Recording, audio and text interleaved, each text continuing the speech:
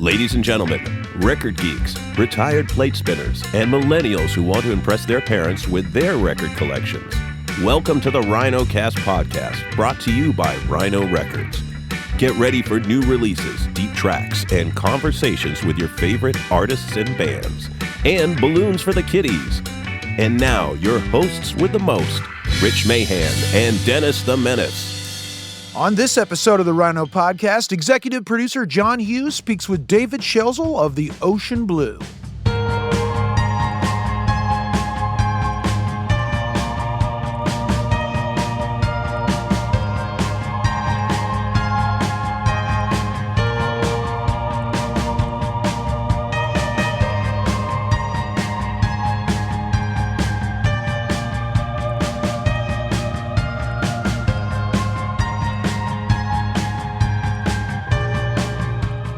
Hey, Rich. Hey, Dennis. Happy New Year. Happy New Year. Here we are in 2020. And, there's great debate out there about whether this is the new decade or the new decade starts next year.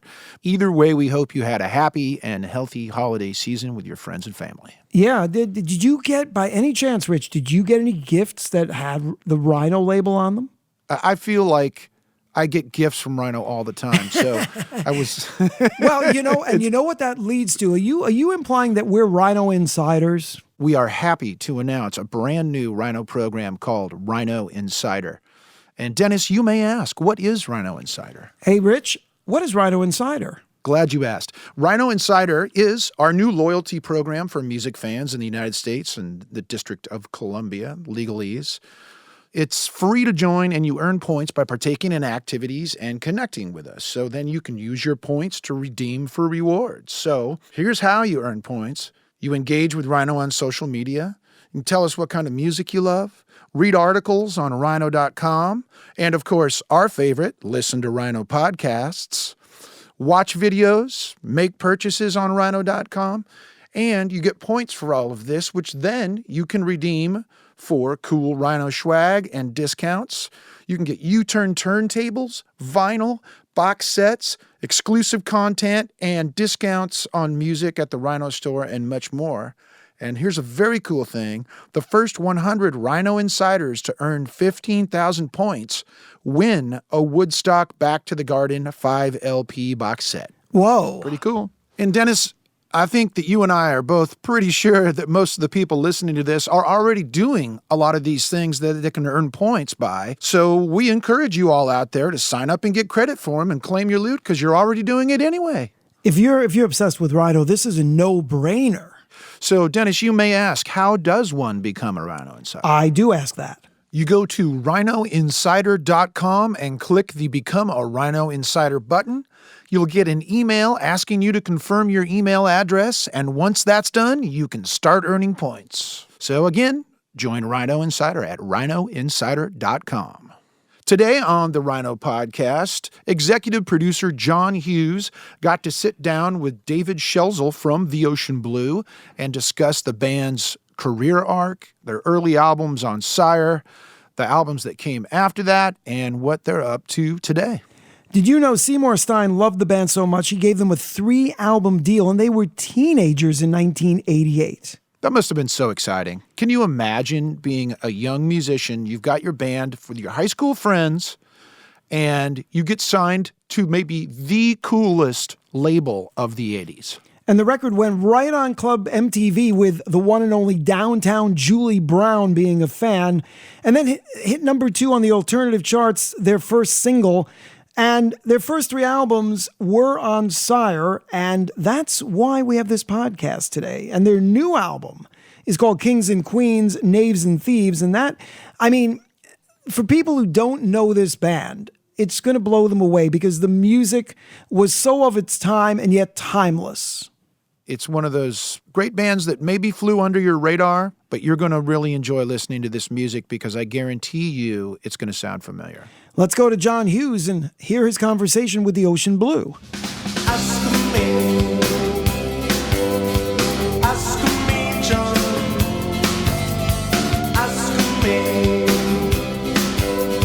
Ask me, John. I got you. Oh, I got up here, John.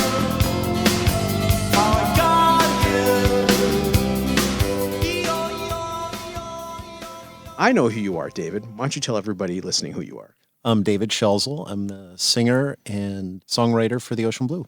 So the Ocean Blue comes out of Hershey, Pennsylvania in we would know it in the late 80s, but when did you guys start there?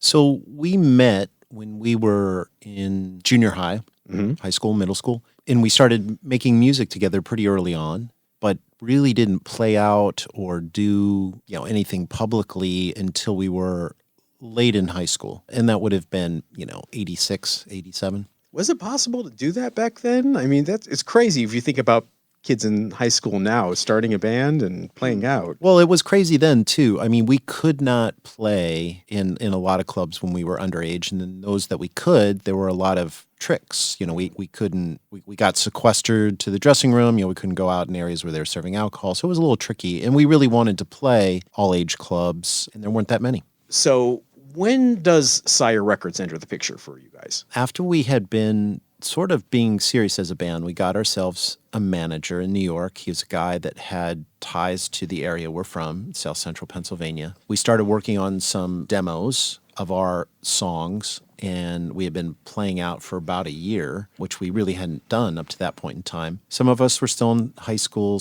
A few of us had just graduated, I think. But we did these demos of our early songs, and our managers started to shop those around. Who was managing you at the time? A guy named Peter Friedman. Yeah. Really interesting guy. As the years have gone by, I have more and more appreciation for him and what he did for us. He sadly died about 15 years ago, I think. But a great manager, really loved our band, totally supported us, and made a lot of things happen for us. He was a real key to our success. And he was young.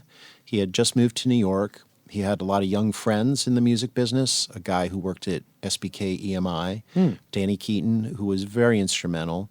Peter brought Danny to see us play in Philadelphia, opening up for friends of ours in the Innocence Mission. But Danny really liked us, and he's like, I want to sign those guys to a developmental deal, and we'll work together and shop the band's stuff around. And so that's what happened. Peter and Danny, and then Danny's boss, Deirdre O'Hare at SBK-EMI, and our lawyer shopped the demo tapes around, and Seymour was immediately interested. Seymour Stein from Sire Records. Yeah. But it's interesting, you could have ended up on SBK because they ended up having their own label in the early 90s with like Jesus Jones and things like that. Yeah, they did. They did. Thankfully, it was before that really came about. And I shouldn't say thankfully. I mean, Sire was where we wanted to be. Now, why is that?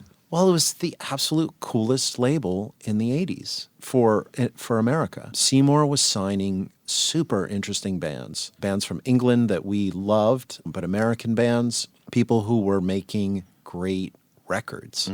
And, were being played on college radio, the new wave punk rock stuff of the day.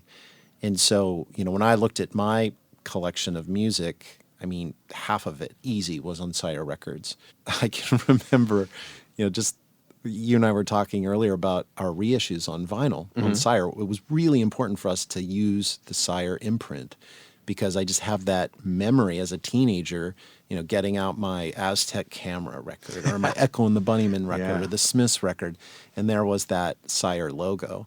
And to be on that label was our goal.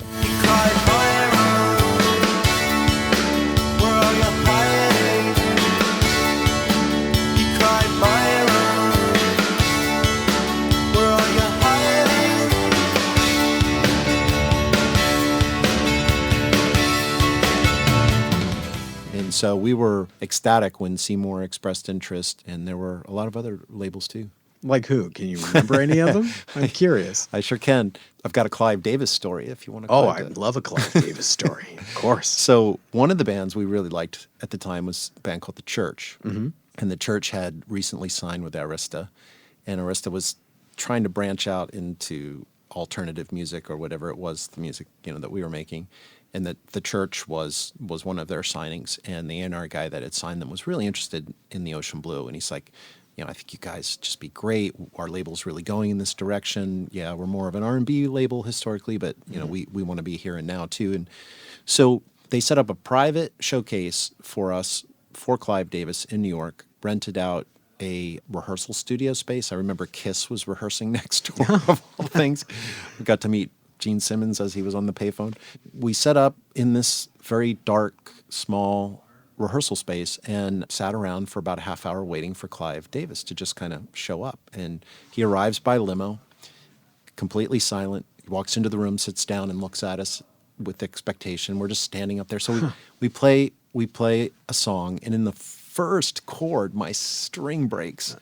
And I'm so nervous. I don't know what to do. And so we muddle through that song nervously. And, it's Clive Davis sitting like, where you are from me. Right. He's like right there, and you're playing a song. And you're 19? I was probably 18. Did you have any idea who he was? Not like I do today. Yeah. But I kind of knew he was the president of this label and he's a legend and stuff. I don't remember if this is true, but it felt like he was wearing sunglasses. I don't know if that's true. But, he wasn't like, hey guys, how's it going? He was just that vibe. silence. Yeah. He sat down and we played two songs, Myron off our first record, and we played Between Something and Nothing. And Between Something and Nothing finished. He got up. He sort of nodded his head and he left. And that was it. And the A&R was like, oh, that was actually good. He stayed for both songs. He was trying to put a good spin on it. And we did get an offer from them. I mean, and we got an offer from RCA, Warner Brothers, interestingly enough, as well as Seymour and Sire, Columbia, and maybe a few others. I can't remember. But those I can remember. It's a little bidding war. It was. We were really, really fortunate. Was it cash bidding war, or was it more what you guys wanted to control? That's a great question. I mean, it involved both, but what was really important for us was to find a home, a label that would support us through not just one record, but multiple records. And that's really where Seymour was smart. He didn't offer us the most money, but he offered us a 3-firm deal. Right. So if we would sign with him, we knew we had at least 3 records with Sire. And, most bands in those days were 1 or maybe 2. And so that was extraordinary. And plenty of money to make a great record. I mean, it seems like an obscene amount of money now when I think about it. John Porter. Yeah. I mean, Smiths, right? Yes. Well, and that was the great thing about signing with Seymour, because he had, and his artist had, relationships with all these great producers. It was Seymour's suggestion that we go to London and we work with an English producer because we had been so influenced by English bands. And when he suggested John Porter, we nearly... Plotzed. Is that the word? I'll let you fill in the blank. But we were ecstatic. It was super cool. And just the fact that John would listen to this stuff and then he ended up liking it and wanting to work with us was extraordinary. How much did you learn from him being in the studio? So much. I mean, People that work with him tend to come away with it like, oh, now I know how the studio works. Absolutely. That was true. No, I mean, we were so green going into that record. Never really had a major studio experience. John was one of the kindest, nicest people I've ever met. Really an encourager kind of producer, but also like an educator too, like a good teacher would be, or a mentor. And so, we talked a lot about how guitars are recorded. He's the first guy that ever showed me how to do multi-tracking guitars and panning acoustics, and how you can use a distorted electric for a really beautiful sound that's not necessarily like hard rock. We talked a lot about the recordings he did for the Smiths. We were working in the same studio where How Soon Is Now was recorded. I mean, I played in the same amps, some of the same amps that Johnny used. It talked about This Charming Man. And, that was just, I mean, even if we weren't making our own record, that would have been worth the price. What's that for the sentence? What's that for the phrase? In a poem or a letter could not convey the meaning of what this man has done in a painting on a canvas. You say you go to the UK to record this with the UK producer. It brings up something interesting. You guys really got mistaken for a British band when you first came out a lot, right? Oh, yeah. And did that still bug do. you, or does that bug you? It used to. Yeah, really? It used to. Yeah, I don't even know why anymore. I guess when we started, I really wanted to be known for who we were and being unique. And for where we are from, we were very unique. You had some pride in Hershey because you featured in your videos and everything, right? That's true. I think it was just more we wanted our own identity. Okay. You know, and I think, frankly, most of the bands we love would say the same thing. But now it doesn't bother me. If you think about music is such a universal thing. I mean, you don't like music because of where it's from. You like it because you like it. And maybe where it's from is a part of why you like it. So, yeah, I mean, our influences were around the world, and particularly England. Yeah. So the album comes out. Between Something and Nothing gets some play on MTV, 120 minutes at that point probably, right? And Yep. Not quite Alternative Nation yet. Right. And it gets to number 2 on the modern rock charts. You guys are sailing. Yeah. How was the reception back then? What do you remember? Was this when the Laugh Tour happened, or? It was before. Before. So before we did the Laugh Tour, which was... Yeah, tell us about the Laugh Tour. Yeah, so Sire put together a big tour with basically 3 acts that were releasing records that year. That was 1990. Our record came out, I think, fall of 89. So it was the Mighty Lemon Drops and the Ocean Blue and John Wesley Harding. You know, it was our first big tour with tour buses, big venues, and that sort of thing. Before that, though, in the fall, we did our own headlining tour. And it was on that tour where our Between Something and Nothing and then later Drifting Falling were breaking as singles on Modern Rock Chart, and we were getting airplay on 120 Minutes. I can remember we were at a hotel in Miami, and they had told us, you know, your video is going to be on 120 Minutes tonight. And so we turned it on, and How Soon Is Now was playing, and I was like, this is one of my favorite songs. And I was like, ah. And then the next song was Drifting Falling, and I was like, oh, I felt like, yeah, it was extraordinary. Did you have a Dave Kendall? Kendall moment where he actually said your name, like Ocean Blue? Yeah, he did. Exactly, that's good. You may find you're all alone. All around you, not a sound. Drifting, falling on your own again. The walls of cold and grey surround. They surround. So that headlining tour is happening, and you guys are doing well, and you get on this Laugh Tour. What the Laugh Tour was like college campuses? Am I remembering that right? There were a lot Yeah. of college campuses. We were reminiscing about that. I think when we played San Diego and San Francisco, it was San Diego. It was a campus there. Yeah, I would say about a third to almost half of that tour was on college campuses, which was great because that's really where our fans were in college and high school. And of course, we were that age too, so it really felt like a good place to play. And then, you know, small theaters, big clubs, kind of a thing. So what was the road like for the Ocean Blue for a bunch of 18, 19-year-olds on a college tour? Yeah, I confess I didn't like it all that much. Yeah. It was really cool for a couple of weeks, and then it got really hard. It wasn't so much that I was homesick, but it just really felt like I was on the campaign trail or I was on a military campaign, you know. And I mean, you know what touring's like. I mean, it's a little bit like that. You play a show, you're done, you get on the bus, you go to sleep, you wake up in the next city, you do it all over again. It can become really repetitive. And so it was a little tough, honestly.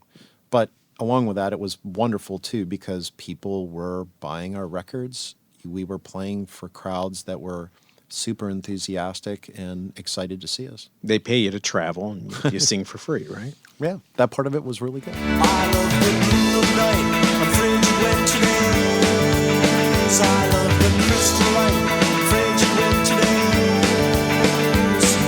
Blown by the snow. Ba-da-da-da-da-da-da. Ba-da.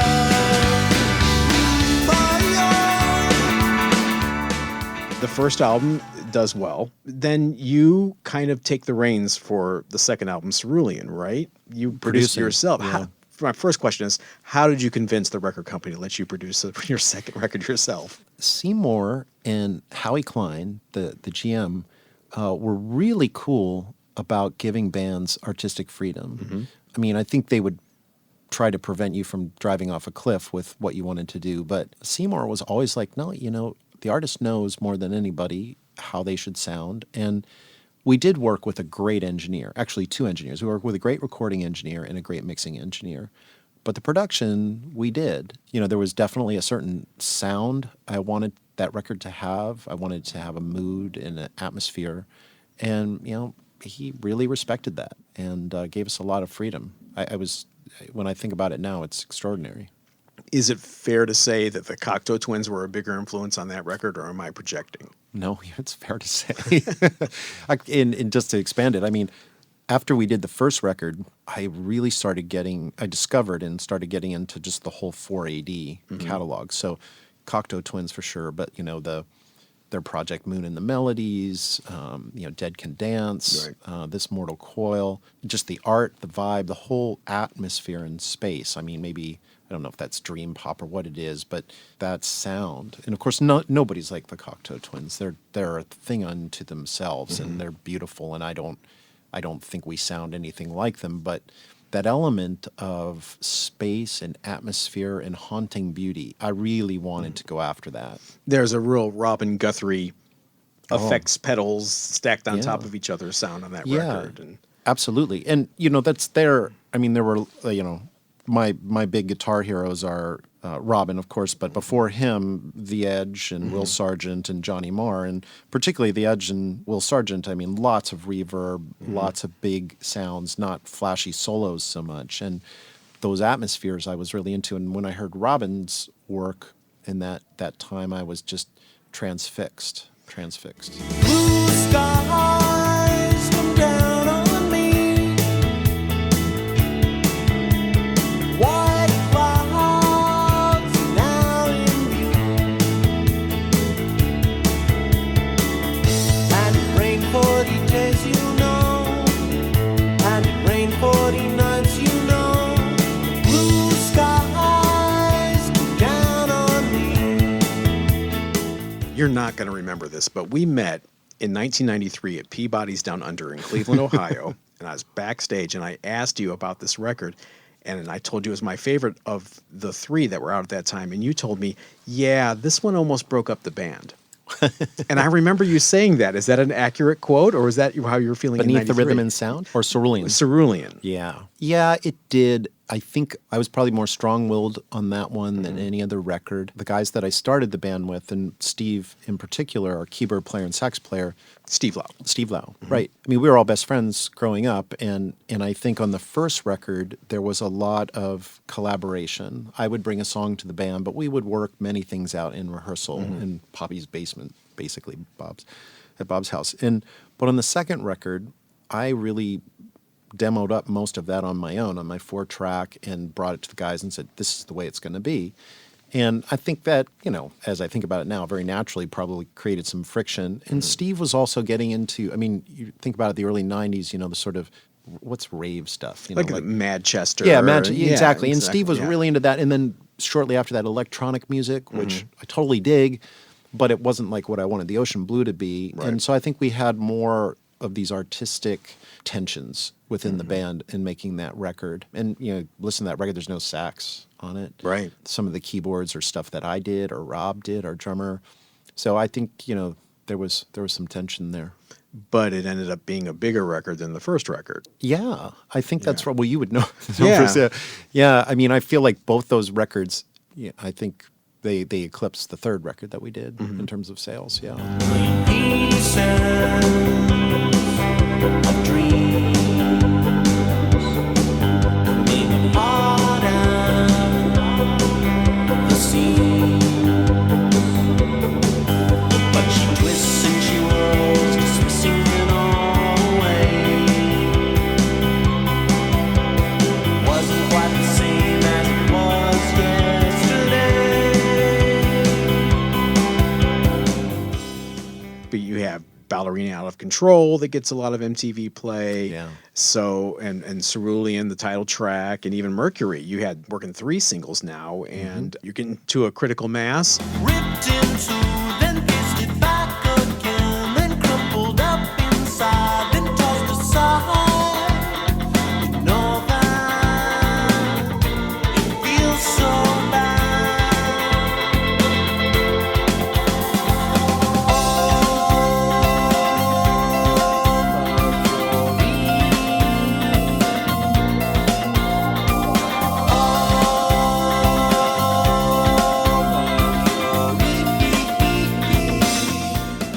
And then we hit Between the Rhythm and Sound. Is that where cash registers started, the little dollar signs started appearing in record company executives' pupils? Yeah, I think the goal with that record, though, was to really sort of see if we could break beyond just modern rock, right? And so Sublime was the big single off that. We did a big budget video in Iceland, They which took it to top 40. Yep, top 40 radio. We had regular MTV airplay, not just the 120 minutes. But I think there were a lot of cross currents starting to happen within the music business at that point, and certainly within the genre that we were plugged into, the modern rock thing. I mean, you and I were talking earlier today about Nirvana's record and how modern rock kind of became mainstream and also Right. shifted to more of a Seattle sound than, say, maybe a UK sound. And so Beneath Rhythm and Sound is not a sort of grungy, angry record. It's a pop record. If you ask me today, and you wonder why, it's not just what you think. It grows outwards and it holds you. It's so sublime. It's so sublime. It was so sublime. It was so sublime. But it's interesting, we were talking, Nirvana breaks, and all of a sudden, all these bands that had been, college rock, using air quotes, all of a sudden were all over MTV, REM, Yeah. and, I'm blanking on other examples right now, but you guys should have been the beneficiary of that as well, and it didn't quite happen. Is it because you think it's a too poppy of a record and not as angsty? I have no idea why. Music is a mysterious thing, and why things happen and why things don't. There's not often a correlation between quality and success. And I'm not saying that we were really quality and we didn't have success. I don't mean that so much, but it's just mysterious. Right. I mean, if you look at REM, I think REM has always been probably more of a rock band that could kind of shift more to what was happening in the 90s. The Ocean Blue, a little bit more subtle, a little bit more poppy and atmospheric. Yeah, I just don't think that was a record that was right for the times. Well, let's talk about your fan base. How would you describe your fan base if you had to? I think we have some amazing fans, really passionate, really dedicated. And I'd say this having just played a show last night to a bunch of them here in Los Angeles, and they're just great. I mean, it was overwhelming. And it's really touching to talk with people, before or after the show who are like, you hear how much your music has meant to them. And so we have a very dedicated fan base. And it's really deep in that sense, but it's also really wide. So we have fans all over the world, but we can't necessarily play for several thousand people in every city in the world. Right. But I think because of our years on Sire and the tremendous amount of support we had from the label and all the radio success, the MTV stuff, there's a lot of people who know who we are. A surprising number. It always shocks me. Just to put a pin in the Sire years, when you look back, are you kind of amazed that you were part of this kind of fraternity? Absolutely. I mean, it's crazy, right? It is. And it's frankly a privilege. You hear a lot of artists talk about horror stories with their particularly major label record experiences. We don't have those horror stories. I mean, I might sound like a fanboy sitting here at Warner, but I mean, we were really well treated and really well supported. Seymour gave us a tremendous amount of artistic control and respect. Howie Klein was amazing in helping spearhead the promotions, great radio and product management. So I really look on that as a tremendous privilege. More to your question, I will forever be, to be on the same label as so many bands that are the most important bands to me as a fan of music.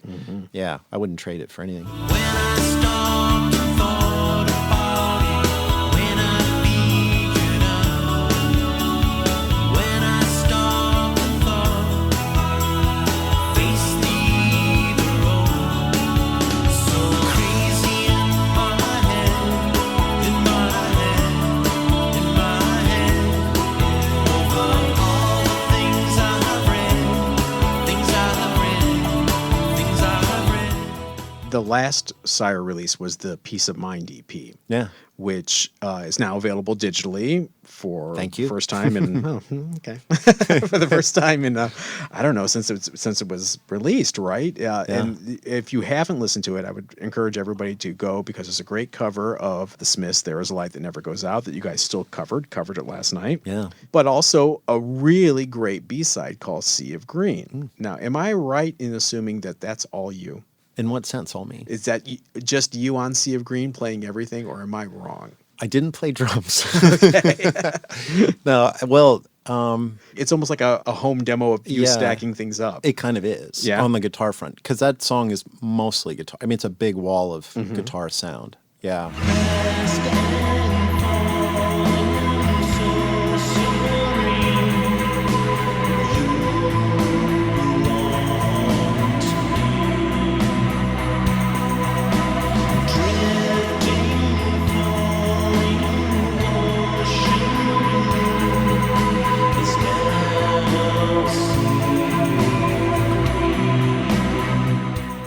You have this great experience on Sire, and then your fourth record, things come to kind of a head, and you leave and you go to Mercury. You say you have no horror stories. Oh, Is that true? Well, that's not entirely true. Yeah, I mean, it was very sad to leave Sire. In retrospect, I wish we had stayed, although I don't think it would have necessarily changed the trajectory of where we were going or what happened in the music business. What was the standoff? Money? Yeah. Yeah, money in what we were going to do on the fourth record. I think I really wanted to take the band in a different direction at that point. I was really into guitars and wanted a guitar record. So really started getting into probably British rock bands of the 60s and 70s, and wanted a record that sounded like the Kinks or something. Right. But yeah, Seymour was we couldn't work things out, and so we left and we went to Polygram Mercury and had a great A&R guy there. He was super supportive, and the president of the label, Danny Goldberg, I think, signed us. He was great. Those guys were great. And they gave us it was our biggest budget to make a record to date. And we worked with an American producer who was kind of the anti-John Porter. He wasn't like a kind shepherding. He was more of a challenging postmodern producer, and he's a brilliant producer. Right. But it was a different experience, and I think we needed a bit of a kick in the butt to make a different kind of record. And for me, it's one of my favorite records. I think it sounds very Ocean Blue. A lot of people think it's really hard. It gets unfairly tagged as like your response to grunge, but listen to Slide. Precisely. Listen to Whenever You're Around. When I think people have this bad perception of this record. Well, yeah, thanks. I mean, it's a record I'm really proud of, and like you say, we still play several songs off of it. Slide is the one we play the most. Ways and Means we play a lot. I mean, I think it sounds like the Ocean Blue. But yeah, that was a hard record to make. It took a long time. We worked with Dennis, the producer, in Nashville and Oxford, Mississippi, and then in England for a while. We mixed it there. And there was a longer period of time between Beneath the Rhythm and Sound and the Peace and Light EP, and then when that came out. And so we had lost a little momentum, and by the time the record came out, a lot of the people who had signed us at that label had lost their job, and that label didn't know who we were either. I mean, everyone here at Warner Brothers and Reprise who were working the record, they all knew who we were. They knew we had these hits and on the radio and on MTV, and so it was a different set of folks at Polygram, and the record business was falling apart. They didn't even pony up for a video, did they? No, there was a video that we were all set to do, and at the last minute, pulled the plug on it. So we never did a video for that record. I don't think you know. I don't think you care. I don't think you wanna. And you don't. And you don't.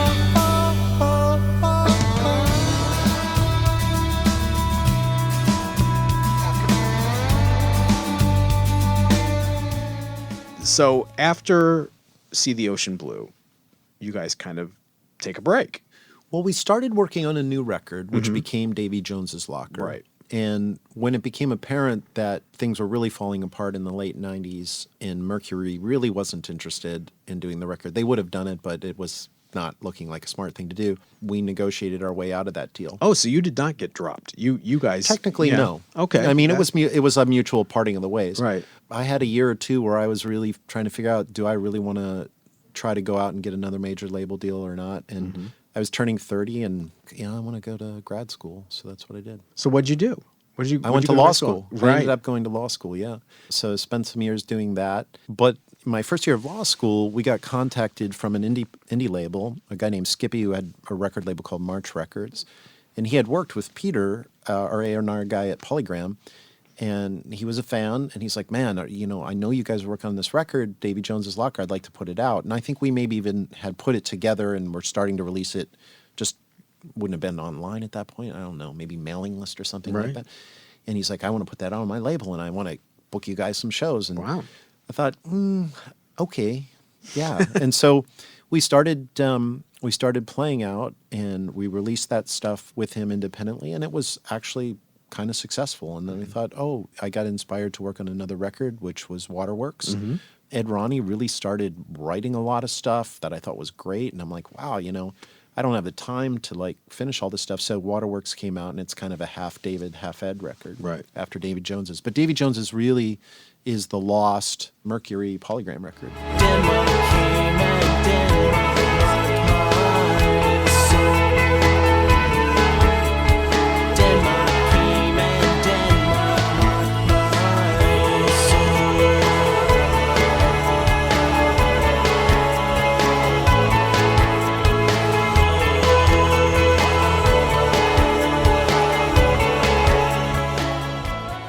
Waterworks comes out, you guys start touring again, you end up in Peru, of all places. What's going on in South America? Yeah. Well, the extraordinary thing is, we would get these offers from time to time to play different parts of the world, Europe or Japan or Australia or something. And then these offers started coming in from South America and in Peru in particular. And Peter, our drummer, was like, boy, I'd really like to go to Machu Picchu. That'd be really cool. And the promoter was like, yeah, well, you guys come down here and play one show, and then we'll take you around the country. And it was like, well, the worst case scenario, it's a paid vacation, right? So we go down there and discover, particularly the first time we were there, it was like we were the Beatles. It was just insane. And, so we ended up playing for people in Lima that were like probably 3 times as enthusiastic as the crowd you saw in Los Angeles last Wow. night. And of course, those guys were super enthusiastic. Yeah. Really storming the van as we're coming into the venue and playing a show, and they know every word. And after the show, people handing me things to sign, and I'm seeing, seeing all these little bootleg cassettes and CDs of our records, and I'm realizing, wow, we have a legit following here. And that's really just when social media was starting, and all of a sudden you're starting to see people connecting with you from South America and from Mexico. And so, we have a really huge part of our fan base in Central and South America. Yeah. So you mentioned Paraguay. That brings us to the new record, which is titled?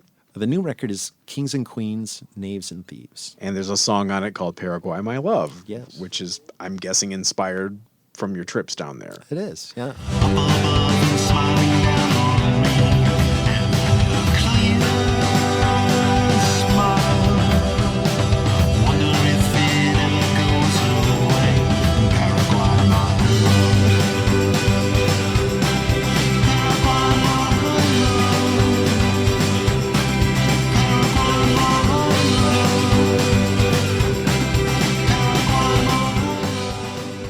So tell us about the new record. I think it sounds like a classic record. It could have been your 4th record. Oh, wow. Thanks.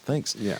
So the new record and the record we did before it, too, Ultramarine, are records we've done entirely on our own. Didn't work with producers, outside producers, or engineers, or studios for that matter. These are records we've done in my home studio, Peter's home studio, Ed's home studio. And, I write a song and I work it up in my studio and start sharing it with the guys, and we put the record together that way. The advantage is I can work on it whenever I want and rework it till it's really there.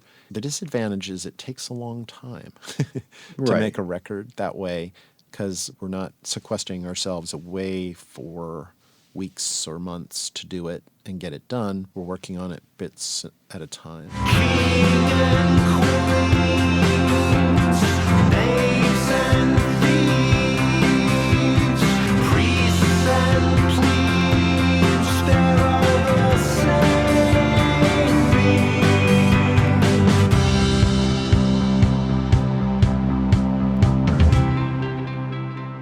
But you also have another job that I don't think people know. I do, yeah. You're an intellectual property lawyer, I am. which is an awesome thing for an artist to be, is it not? Yeah, I mean, I learned a lot about the law and about intellectual property in particular from being an artist. So, from the time we signed our first deal with Warner Brothers, figuring out what the contract means, figuring out the whole concept of copyright and trademark is just really fascinated me, like this ownership you have in the intangible. And for me, it's always been like more of an organic connection to a song as a writer. But then I realized the whole record business is built around copyright law. So yeah, I got really into that, and I went to law school, frankly, just to kind of study that and figure it out. And then it became a real cool, practical thing for me to do too. Are people scared when they find out what you do? I hope not. I'm not a very scary guy, I don't think. But yeah. Oh, that's amazing. So you guys are touring now, and could you have imagined that you would be doing this 31 years later? No. I thought that I would quit when I was 30, that I wouldn't do this anymore. But I don't know. When you love music and you make music, it's a part of you. And I realized it just doesn't go away. And as long as I'm not making a complete fool of myself, and John, you tell me if I am. Okay? I will. then yeah, I think I'll continue to do it. And I thank you for being with us today, David. And My pleasure, John. If you have not gotten your copies of the classic Sire Ocean Blue albums, you can get them on oceanblue.com. And the new record's on there too, and everything's on Spotify or your favorite streaming service. And when these guys come to your town, please go see them, because you will not be disappointed. It is a great show, and it's not for everyone. I think you have to have a certain taste level. How's that? Okay. All right. Thanks, David. Thank you, John. It's fun.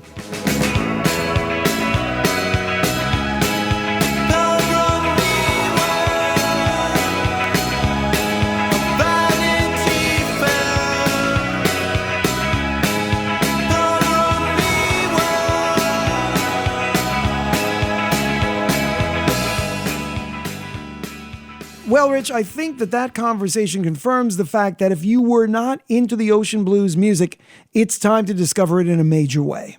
Yeah, I always love hearing from the people that created the music, because it gives you their thoughts when they were creating it, when they were writing, recording. And I love having that inside viewpoint, and that David Schelzel gave us. Great interview by executive producer John Hughes. Happy New Year, folks. Thanks so much for tuning in, and make sure to check out rhinoinsider.com. Thanks very much for tuning in. Don't forget to listen and subscribe on iTunes so you don't miss the next Rhino podcast. Executive producer for Rhino Entertainment, John Hughes. Produced for Rhino Entertainment by Pop Cult and Rich Mahan Promotions. All rights reserved.